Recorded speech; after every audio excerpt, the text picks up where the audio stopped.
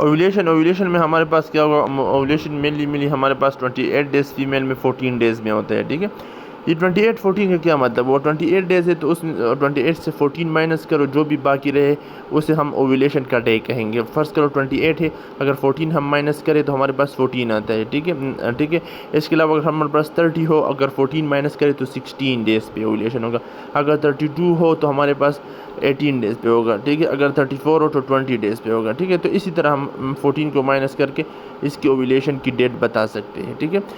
हमारे पास ओव्यूलेशन में क्या होगा, हमारे पास जब हमारे पास ओव्यूलेशन होगा तो हमारे पास क्या होगा, आउटर वॉल फॉलिकल की क्या होगी, स्विल अप होगी, ठीक है। और वो स्विल अप इस तरह होगी कि हमारे पास एक स्टिग्मा फॉर्म हो जाएगा, ठीक है। वो स्टिग्मा एक निपल की फॉर्म में फॉर्म हो जाएगा, जिस तरह हमारे पास जब भी हमारे पास हम बेलून को फुलाते हैं, अगर बेलून का एक सर जो है ना वीक हो जाए या एक लेयर वीक हो जाए, ठीक है, तो हमारे पास वो स्विल अप कर जाता है, ठीक है, और दाने की तरह उभर जाता है। इसी तरह हमारे पास स्टिग्मा है, जहाँ से ओव्यूलेशन होगी वो टाइम के साथ जो है ना वीकर हो जाएगा, वो स्टिग्मा की फॉर्म में एक दाने की फॉर्म में निकलेगा जब हम उसे फुलाएंगे उस गुब्बारे को। इस तरह हमारे पास स्टिग्मा हमारे पास वीकन हो जाएगा और हमारे पास ओव्यूलेशन के काबिल हो जाएगा, ठीक है। और वो जब हमारे पास स्टिग्मा बन जाएगा तो इसके अलावा हमारे पास जब भी ओव्यूलेशन होगा तो अंदर से जो भी चीज़ें हैं along with that of the ovum वो निकलेंगे, जिसे हम कहते हैं ग्रेन्युलर सेल। इससे पहले भी मैंने कहा, जब हमारे पास 5 granular cell along with the ovum निकले, उस सारे सिक्रीशन को हम क्या कहते हैं, कोरोना रेडिएटर। कोरोना रेडिएटर का मतलब है कि वो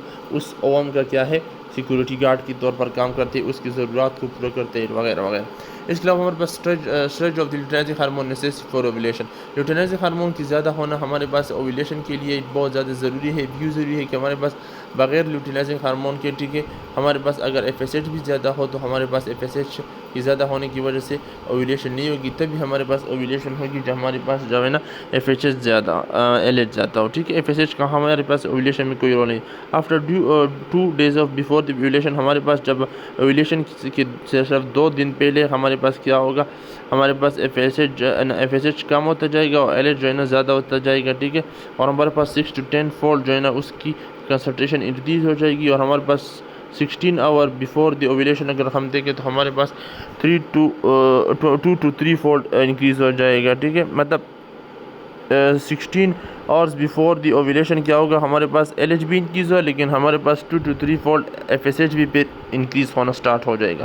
पहले FSH डिक्रीज़ था, LH ज़्यादा था। अब हमारे पास LH जब एक 16 घंटे पहले हमारे पास ओव्यूलेशन से पहले हमारे पास FSH को भी अगेन इंक्रीज़ करता जाएगा, ठीक है। जब हमारे पास ये दोनों सिनर्जिटिकली जो है ना इंक्रीज़ होंगे, रिपीट स्विलिंग होगी, ठीक है, ओव्यूलेशन होगा। और हमारे पास LH जो है ना हमारे पास स्पेसिफिक इफेक्ट है ग्रेन्युलर सेल यानी टीका सेल पे। ये क्या करते हैं, ग्रेन्युलर सेल लुटिका सेल पे एक्ट होते हैं और हमारे पास प्रोजेस्टेरॉन की सिक्रीशन करवाता है।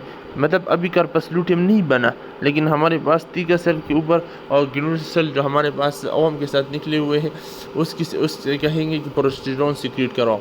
The rate of this secretion of estrogen begin to fall about 1 day before the ovulation, क्योंकि हमारे पास ओव्यूलेशन से पहले एस्ट्रोजन ज़्यादा था, अब ओव्यूलेशन के बाद प्रोजेस्टेरॉन ज़्यादा होगा, ना कि जो है ना हमारे पास एस्ट्रोजन ज़्यादा होगा। Increase the amount of progesterone begin to secreted, ठीक है। इसके बाद हमारे पास आफ्टर ओव्यूलेशन प्रोजेस्टेरॉन का टाइम है। जो हमारे पास इन दिस इन्वायरमेंट क्या होगा, हमारे पास repeat growth of the follicle होगी, एस्ट्रोजन ख़त्म होना स्टार्ट हो जाएगा, ठीक है। और जो है ना इसके अलावा हमारे पास initiation of progesterone secretion increase होता जाएगा। तो ओव्यूलेशन में क्या होगा, फॉलिकल फॉर्मेशन इंक्रीज हो जाएगी, प्रोजेस्टेरॉन ज़्यादा होना स्टार्ट हो जाएगा और हमारे पास एस्ट्रोजन कम होना स्टार्ट हो जाएगा।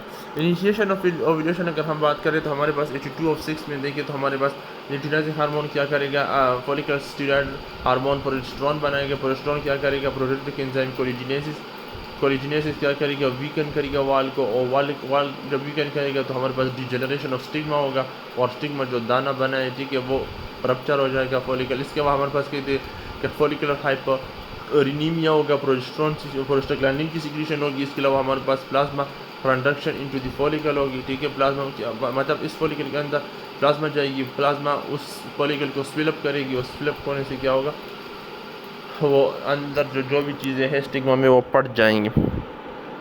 इनिशिएशन ऑफ ओव्यूलेशन की अगर हम बात करें तो हमारे पास 82/6 में हमने ऑलरेडी कि इनिशिएशन ऑफ ओव्यूलेशन क्या होगा, हमारे पास LH ज़्यादा होगा, LH की ज़्यादा रिपीट सिक्रीशन की वजह से क्या होगा, प्रोजेस्टेरोन बनेगा।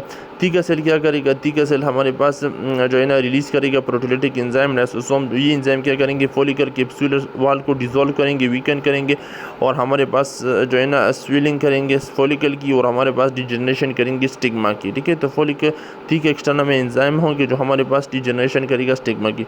इसके अलावा हमारे पास repeat growth of new blood vessel जो है ना हमारे पास फॉलिकल वॉल में क्या करेंगे, सेम टाइम प्रोस्टाग्लैंड करेंगे। ठीक है, मतलब इसके अलावा रप्चर के एक बाई सी बी के हमारे पास repeat growth of new blood vessels होंगे फॉलिकल वॉल में, जिसकी वजह से स्टिग्मा वीक होता जाएगा। प्रोस्टाग्लैंडिन जो है ना एक लोकल हार्मोन है जो हमारे पास क्या करेंगे, वासोडाइलेशन करेंगे और उस वेसल्स को और बढ़ाएंगे ताकि वो वेसल क्या करेंगे, इस स्टिग्मा को वीक करे और हमारे पास फॉलिकुलर टिश्यूज़ की सिक्रीशन हो सके, अंदर से जो भी चीज़ें वो बाहर निकले। The two effect cause the prostate induction of the follicle। ठीक है, और इस दो इफेक्ट की वजह से तीका सेल की एंजाइम की वजह से, ठीक है, और जो है ना वेसल्स की वासोडाइलेशन प्रोस्टाग्लैंडिन की वजह से, वेसल की ग्रोथ की वजह से हमारे पास जो भी प्लाज्मा होगा वो अंदर फॉलिकल के सेल में अंदर हो जाएगा और हमारे पास फॉलिकल स्वेलिंग काज करेगा और फाइनली जो है ना हमारे पास फॉलिकल स्वेलिंग होगी और डिजनरेशन स्टिग्मा होगा। कार्पस लूटियम क्या है, कार्पस लूटियम ये हमारे पास क्या है, ये हमारे पास एक luteal phase of the ovarian cycle ही हमारे पास क्या थे, फर्स्ट फ्यू ओवर होता है जब हमारे पास ओवम फॉलिकल से ओवम लका फॉलिकल के साथ निकल जाए। जब ओवम फॉलिकल से साथ निकले जो हमारे पास रिमेनिंग ग्रेन्युलर सेल्स होंगी, तीकल सेल होगी, एक तो वो जो हमारे पास ओवम के साथ निकली जिसे हम कोरोना रेडिएटर कहते हैं, वो एक वो रह गई जो हमारे पास आखिरी में बच गई जिसे हम कहते हैं ल्यूटियल सेल्स। वो ल्यूटियल सेल में ल्यूटिनाइजेशन होगी, ठीक है, और ल्यूटिनाइजेशन होगी मतलब क्या होगा कि हमारे पास वो येलोविश अपीयरेंस देगा वो ल्यूटियल सेल, ठीक है, जो लेटर कन्वर्ट हो जाएगा हमारे पास एक total mass of the cell में जिसे हम कहते हैं कार्पस लूटियम। कार्पस लूटियम हमारे पास क्या है, corpus luteum remaining cells of the granular cells है, ठीक है, और इसमें कार्पस लूटियम जो है ना हमारे पास डिवॉल्व होता है किससे, स्मूथ मसल एंडोप्लाज्मिक रेटिकुलम से, और हमारे पास जो है ना क्या होता है that large number of female sex hormone. तो कार्पस लूटियम असल में क्या चीज़ है, ये हमारे पास एक्सटेंसिव स्मूथ एंडोप्लाज्मिक रेटिकुलम है जो हमारे पास प्रोजेस्टेरोन एस्ट्रोजन जो है ना बनाता है ल्यूटियल फेज में, ठीक है, और हमारे पास तीका सेल क्या है, हमारे पास मेनली जो है ना हमारे पास androgen and androstenedione and testosterone form करता है rather than female sex hormone. तो तीका सेल हमारे पास मेल सेक्स हार्मोन प्रोड्यूस करते हैं, फीमेल सेक्स हार्मोन जो है ना प्रोड्यूस नहीं करते, तो ये याद रखना कि तीका सेल मेल हार्मोन प्रोड्यूस करते हैं। इसके अलावा हमारे पास वो हार्मोन भी इसमें रिलीज़ होते हैं जो हमारे पास एंजाइम एरोमेटेज होता है, ठीक है, जो हमारे पास granular cell into the estrogen, ठीक है, जो हमारे पास एंजाइम होते हैं वो भी हमारे पास इस तरह के एंजाइम होते हैं जो हमारे पास ग्रेन्युलर सेल को भी एस्ट्रोजन में कन्वर्टने की कोशिश करते हैं। एरोमेटाइजेशन मतलब ये है कि हमारे पास ग्रेन्युलर सेल को कन्वर्ट कर देता है एस्ट्रोजन में, ठीक है, तो इस तरह की बात है। इसके अलावा हमारे पास कार्पस लूटियम जो है ना हमारे पास 1.5 इंचज़ डायमीटर के होता है, और जब हमारे पास 7 to 8 days of after ovulation क्या होते हैं, हर कार्पस लूटियम जो है ना हमारे पास अपना सिक्योरिटी फंक्शन लॉस कर लेता है, ठीक है, और इसके अलावा हमारे पास वो 12 दिनों में कन्वर्ट हो जाता है एक डीजेनरेटिव जो है ना हमारे पास क्या होता है कार्पस अल्बिकेंस में कन्वर्ट हो जाता है, ठीक है, कितने दिन बाद, 12 दिन बाद जो है ना कन्वर्ट होता है कार्पस अल्बिकेंस में।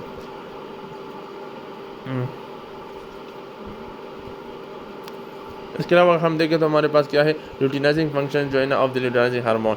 तो ल्यूटिनाइजिंग फंक्शन क्या है कि ल्यूटिनाइजिंग नाम से ये जाहिर है कि येलोविश कलर है और जो ना हमारे पास क्या करते हैं, ये डिपेंड करता है ओवम फ्रॉम द फॉलिकल, ठीक है, मतलब जितने ज़्यादा फॉलिकल्स ओवम के इर्द गिर्द होगी इतनी इसकी साइज़ भी बड़ी होगी, जिससे बनेगा अगर वो बड़ा होगा तो ये भी बड़ा होगा, ठीक है। इसके अलावा हमारे पास ल्यूटिनाइजिंग इनहिबिटर फैक्टर्स भी होते हैं जो इनकी इनहिबिशन करवाते हैं। Secretion of the corpus luteum addition अगर हम देखें तो हमारे पास कार्पस लूटियम क्या करते हैं, हाईली सिक्यूरिटी ऑर्गन है, ये हमारे पास लार्ज अमाउंट ऑफ द क्या करता है एस्ट्रोजन प्रोजेस्टेरोन फॉर्म करता है, ठीक है।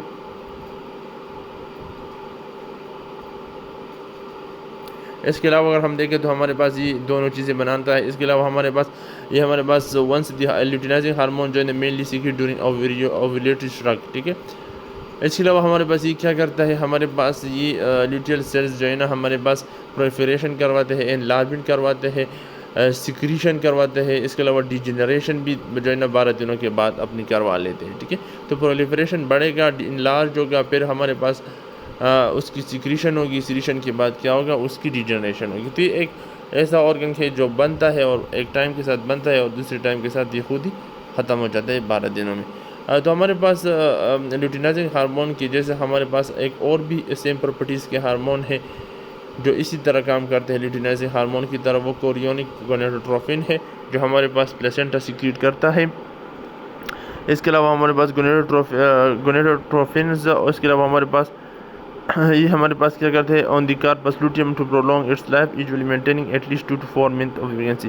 तो हमारे पास ल्यूटिनाइजिंग हार्मोन जैसा हमारे पास कोरियोनिक गोनेडोट्रोफिन हार्मोन है जो हमारे पास ल्यूटिनाइजिंग हार्मोन की काम करता है और ये हमारे पास प्लेसेंटा से रिलीज़ करता है जो हमारे पास 2 to 4 मंथ प्रेगनेंसी को मेंटेन करता है। कार्पस लूटियम क्या है, नेक्स्ट ओविडियन साइकिल अगर हम देखें तो हमारे पास एस्ट्रोजन जो है ना, हमारे पास प्रोजेस्टेरॉन, तो टाइम जैसे ही गुजरता है तो हमारे पास एस्ट्रोजन जो है ना ज़्यादा होता है, फिर प्रोजेस्टेरॉन कम होता है और कार्पस लूटियम जो सिक्रीट करता है, ठीक है। During luteal phase of the ovarian strong feedback anterior pituitary stimulate low secretion. हाँ, जब हमारे पास एफएसएच एंड एलएच ज़्यादा होगा तो हमारे पास इंटरन जो है ना एफएसएच का ल्यूटिनाइजिंग हार्मोन अगर हम देखें तो हमारे पास जब एस्ट्रोजन प्रोजेस्टेरॉन बढ़ेगा तो हम अब जो इनहिबिन है ना, इनहिबिन से पहले भी मैंने कहा था ना, जब हमारे पास अबाउट 1 मंथ जो है ना हमारे पास इजैकुलेशन ना हो तो उसी दौरान हमारे पास फर्दर स्पर्मेटोजेनेसिस को इनहिबिट करने के लिए इनहिबिन रिलीज़ होता है, ठीक है। तो स्पर्मेटोजेनेसिस को फर्दर जो इनहिबिट करता है। इसके अलावा यह है कि ल्यूटेल सेल सिक्रीट करता है इनहिबिन को भी, जिस तरह सेम इनहिबिन जो है ना जिस तरह सर्टोरी सेल करता है। ये इनहिबिन क्या करता है, दिस हार्मोन हमारे पास ये वो वाला इनहिबिन नहीं है मेल वाला, ये फीमेल वाला इनहिबिन है जो ल्यूटेल सेल प्रोड्यूस करता है। ये हमारे पास एफएसएच की सिक्रीशन को इनहिबिट करता है एंटीरियर पिट्यूटरी ग्लैंड से और एफएसएच एंड एलएच लेवल को ब्लड में कम करवाता है। इसके अलावा हमारे पास जब हमारे पास कार्पस लूटियम क्या होगा, डिजेनरेट हो जाएगा कम्प्लीटली, तो जब हमारे पास क्या हो जाएगा, involution of corpus luteum. Involution मतलब ये है कि क्या हो गया, कार्पस लूटियम ख़त्म हो गया तो हम कहेंगे जो है ना इन्वोल्यूशन ऑफ कार्पस लूटियम हो गया। इन्वोल्यूशन क्या होगा, हमारे पास 12 दिन जो है ना ऑफ कार्पस लूटियम लाइफ, क्योंकि कार्पस लूटियम का लाइफ कितना होते हैं, 12 दिन ही होते हैं। 12 दिन बाद जो है ना वो ख़त्म हो जाता है। इसी तरह कार्पस लूटियम की हाफ लाइफ है। ये हमारे पास 26 days of the normal female sexual साइफ होते हैं और 2 days before the menstrual begin, ठीक है। तो ये हमारे पास 2 दिन जो है ना मेंचुरल बिगिन से पहले और 26 डे जो है ना फीमेल सेक्सुअल लाइफ होते हैं। या हमारे पास 28 डेज़ हो तो 26 पर होता है, 30 हो तो 28 पे होते हैं। तो इसी तरह 2 दिन कम करके हमारे पास क्या होते हैं, इन्वोल्यूशन ऑफ कार्पस लूटियम होते हैं, ठीक है। इसके अलावा हमारे पास cessation of the secretion of estrogen progesterone inhibit corpus luteum remove the negative feedback inhibition of pituitary. अगर हम इस तरह करें कि हमारे पास एस्ट्रोजन ना हो, प्रोजेस्टेरॉन ना हो, इनहिबिन ही ना हो, तो हमारे पास एफएसएच जो है ना इंटरन फिर से इंक्रीज हो जाएगा और फिर से इंक्रीज करके एक नई साइकिल फिर से स्टार्ट हो जाएगी, न्यू फॉलिकल।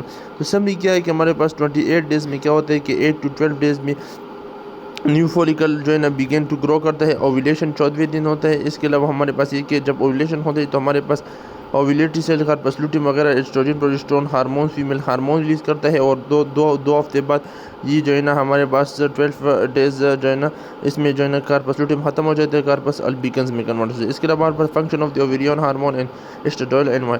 अब हमारे पास बायोकेमिस्ट्री आ गई ना, तो हमारे पास 2 type of ovarian sex hormone होते हैं, एस्ट्रोजन एंड प्रोजेस्टेरॉन, ठीक है। इसमें होते हैं प्रोजेस्टेरॉन का प्रोजेस्टिन बता रहे हैं। हमारे पास एस्ट्रोजन जो है ना जो सबसे इंपॉर्टेंट फॉर्म में होता है वो हमारे पास बॉडी में एस्ट्राडायोल की फॉर्म में सबसे इंपॉर्टेंट फॉर्म में होता है। इसके अलावा हमारे पास प्रोजेस्टेरॉन जो है ना प्रोजेस्टिन की फॉर्म में बहुत ज़्यादा इंपॉर्टेंट फॉर्म में पाया जाता है, ठीक है। इसके अलावा हमारे पास प्रोलिफरेशन और ग्रोथ हो गई ना ऑफ द बॉडी जो है ना रिस्पॉन्सिबल होते हैं for the development of the most of the secondary sexual characteristic.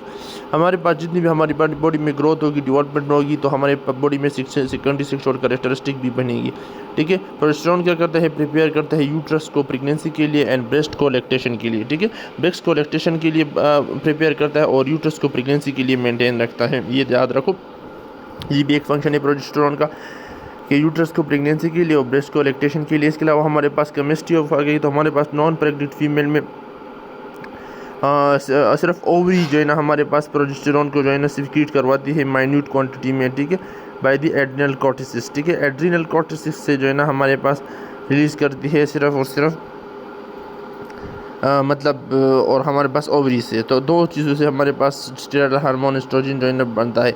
एक तो एड्रिनल कॉर्टेक्स के जो है ना फेसिकुलेटर जो है ना रेटिकुलरिस से बनता है, ठीक है, एड्रिनल कॉर्टेक्स का जो ये तीसरा लेयर है। और इसके अलावा हमारे पास ओवरी से भी बनते हैं। प्रेगनेंसी में हमारे पास सिर्फ और सिर्फ प्लेसेंटा से एस्ट्रोजन बनता है और वैसे ओवरीज और एड्रिनल ग्लैंड से।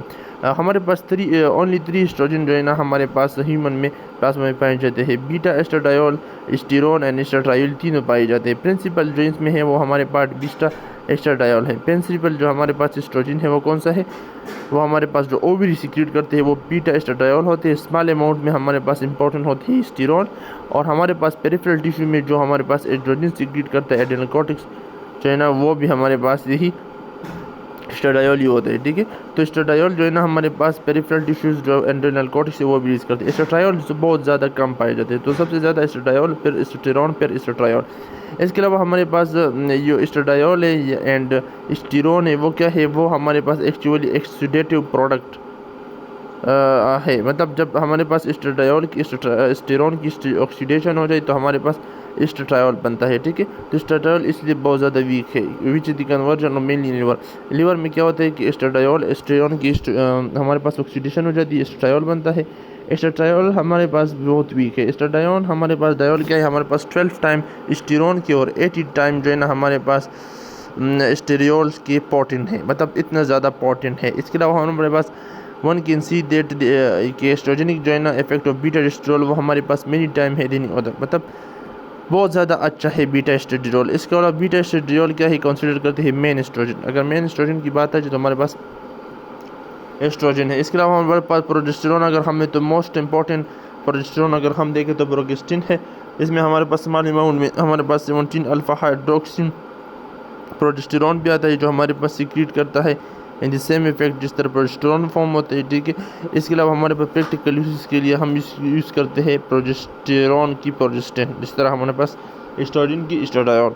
इस तरह हम नॉन प्रेग्नेंट फीमेल में इस तरह का होता है कि हमारे पास ओवेरियन जो है ना साइकिल में हम कार्पस लूटियम जो है ना इसे सीक्रेट करवाता है। किसको? इससे पहले हमने कहा प्रोजेस्टेरोन को। इसके अलावा 83 चैप्टर में हम पढ़ेंगे कि 4th मंथ ऑफ गेस्टेशन में भी प्लेसेंटा बी से रिलीज़ करता है। किसको? प्रोजेस्टेरोन को। प्रोजेस्टेरोन की सिंथेसिस और बताए तो हमारे पास ये है कि हमारे पास सिंथेसाइज होता है इन ओवरीज। ये एक स्टेरॉयडल हार्मोन है और ये स्टेरॉयडल हार्मोन में और जो है ना हमारे पास ओवरी से ही बनता है, कोलेस्ट्रॉल से। इसका प्रिकर्सर स्टेरॉयड है तो इसका प्रिकर्सर कौन होगा? कोलेस्ट्रॉल होगा, ठीक है, ब्लड से। एंड इसके अलावा हमारे पास एसिटाइल कोएंजाइम ए।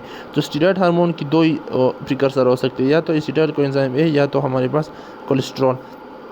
इसके अलावा हमारे पास प्रोजेस्टेरोन एंड्रोजन अगर हम देखें तो हमारे पास are synthesized first and हमारे पास during the follicular cells of the ovarian cell these into initial hormones that leave the ovaries and almost all the androgen and much of the progesterone converted to estrogen and estrogen metabolized by the granule cell।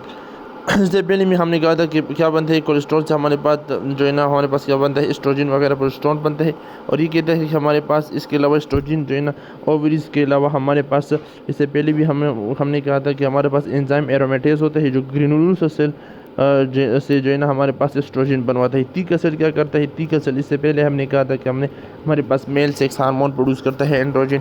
Androgen क्या करता है? Diffuse हो जाता है theca cell से into the adjacent granular cell, जहाँ पर वो कन्वर्ट होता है एस्ट्रोजन में बाय एरोमेटेज। सिंपल बात है। तीका सेल क्या प्रोड्यूस करता है? Male sex hormone. Male sex hormone aromatase की वजह से फीमेल सेक्स हार्मोन में कन्वर्ट हो जाते हैं, ठीक है। तो यहाँ ऊपर डायग्राम जो है ना 82/8 में बहुत अच्छी कही कि हमारे पास तीका सेल है। तीका सेल में हमारे पास कोलेस्ट्रॉल की वजह से लुटिनाइजिंग हार्मोन रिसेप्टर पे एक्ट होगा, कोलेस्ट्रॉल की वजह से प्रीगिनालोन में कन्वर्ट होगा, प्रोजेस्टेरोन में, एंड्रोजन में। एंड्रोजन हमारे पास ग्रेनुलर सेल में जाएगा। तो ग्रेनुलर सेल में हमारे पास क्या मौजूद है? एरोमेटेज एंजाइम मौजूद है। वो एरोमेटेज एंजाइम एंड्रोजन को कन्वर्ट कर देगा किसमें? एस्ट्रोजन में। और वो हमारे पास किसकी रिसेप्शन पे कन्वर्ट होगा? एरोमेटेज को। एरोमेटेज कन्वर्ट करेगा एस्ट्रोजन को एंड्रोजन को एस्ट्रोजन में। तो हमारे पास एरोमेटेज को एक्टिवेट करेगा FSH। FSH क्या करेगा?